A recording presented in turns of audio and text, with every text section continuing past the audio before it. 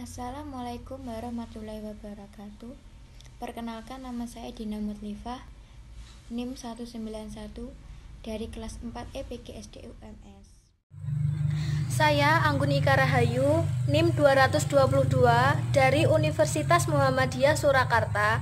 Kami akan mempresentasikan tentang anak berkebutuhan khusus autis. Di sini yang pertama kali akan dijelaskan ialah pengertian autis. Pengertian autis menurut Kaplan, autis merupakan gangguan yang ditandai dengan adanya gangguan pada interaksi sosial timbal balik, penyimpangan dalam berkomunikasi, serta pola perilaku pada anak yang terbatas dan stereotipik. Lalu yang kedua, menurut Tobing. Tobing mengatakan autis merupakan gangguan perkembangan fungsi otak yang mencakup bidang sosial, komunikasi verbal, dan komunikasi nonverbal, serta imajinasi.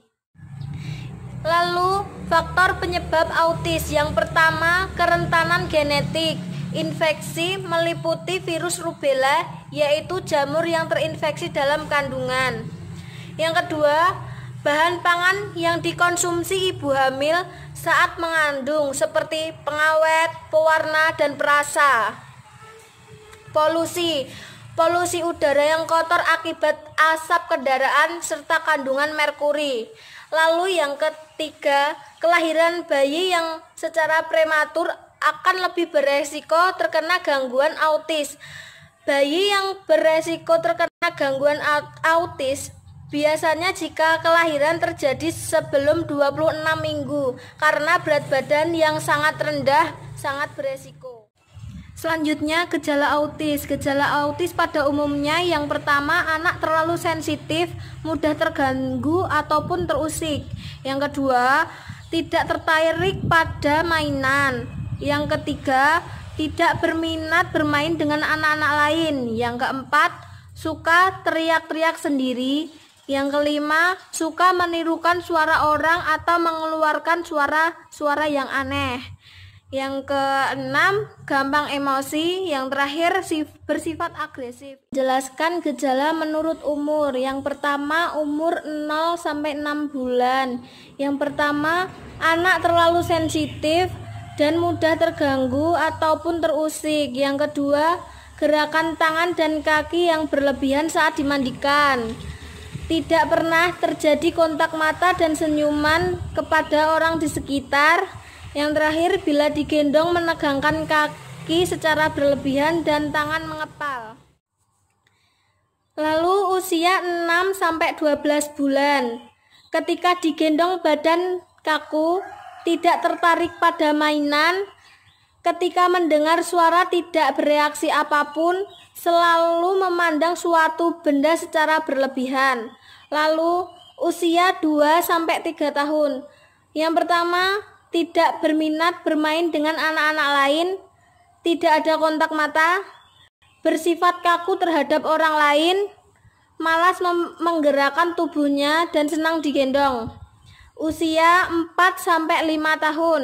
Suka berteriak-teriak sendiri, suka menirukan suara atau mengeluarkan suara-suara aneh, gampang emosi dan marah jika diganggu atau kemauannya tidak dituruti. Yang terakhir, bersifat agresif. Kemudian selanjutnya ada pendidikan untuk anak berkebutuhan khusus autis. Menurut Widya Stuti tahun 2000, pendidikan untuk ABK autis ialah pendidikan yang mengajarkan berbagai keterampilan yang akan membantu anak untuk mengejar ketertinggalan dalam tumbuh kembangnya, menjadikan anak mandiri, dan meningkatkan kualitas hidup anak. Anak berkebutuhan khusus autis memiliki hak yang sama untuk mendapatkan pendidikan yang layak. Ada beberapa model pelayanan untuk pendidikan anak autis. Yang pertama yaitu program pendidikan inklusi. Program pendidikan inklusi yaitu program yang menggabungkan anak normal pada umumnya dengan anak autis menjadi satu sekolah. Untuk membuka program pendidikan inklusi ini harus memenuhi syarat-syarat sebagai berikut. Yang pertama yaitu guru terkait telah siap menerima anak autis. Terdapat guru pembimbing untuk membimbing anak autis Yang ketiga, terdapat ruangan khusus untuk anak autis. Yang keempat, dalam satu kelas setidaknya hanya ada 2 anak autis saja agar tidak mengganggu anak yang lain. Kemudian model pelayanan pendidikan untuk anak berkebutuhan khusus autis yang kedua yaitu ada program pendidikan khusus untuk anak autis, yaitu program yang memisahkan anak autis dengan anak normal pada umumnya. Program ini hanya menerima anak autis. Nah, ini diperuntukkan khusus bagi anak autis, terutama yang tidak memungkinkan dapat mengikuti pendidikan di sekolah reguler.